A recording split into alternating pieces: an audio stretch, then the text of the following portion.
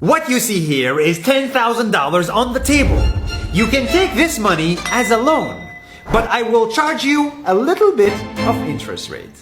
Like most people, you take the money and you go buy a nice car. But in 10 years, it's time to pay me back. And because of interest rates, now you owe me $20,000 and not 10. You will say, I don't have money to give you. And if you don't, I take your car and a piece of your house.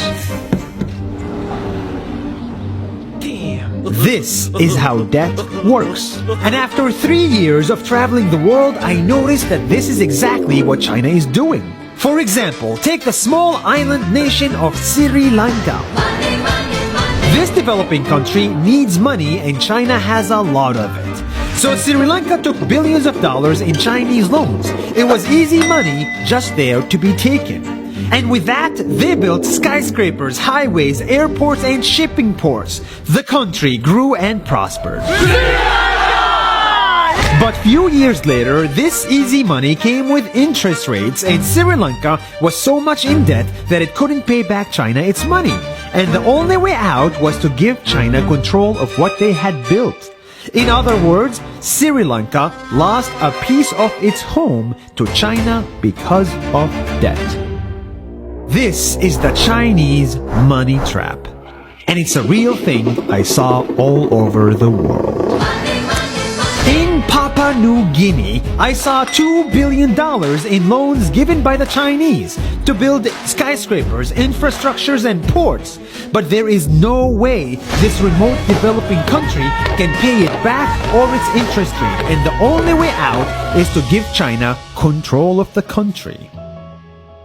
In the Maldives, Pakistan, Malaysia, Laos, Kazakhstan, Mongolia, Egypt, Kenya, and South Africa,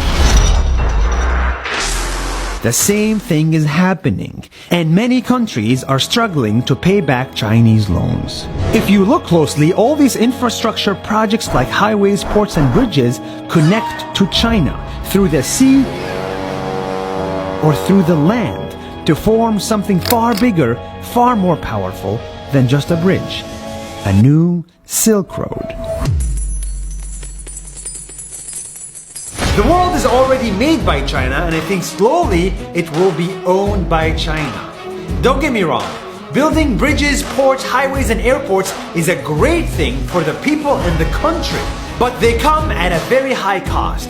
And when these countries can't pay back the loans, these countries will lose their homes. One thing my parents had taught me is that there's no such thing as a free lunch or a free ride. So if we're not careful with our money or other people's money, then we better start learning Chinese.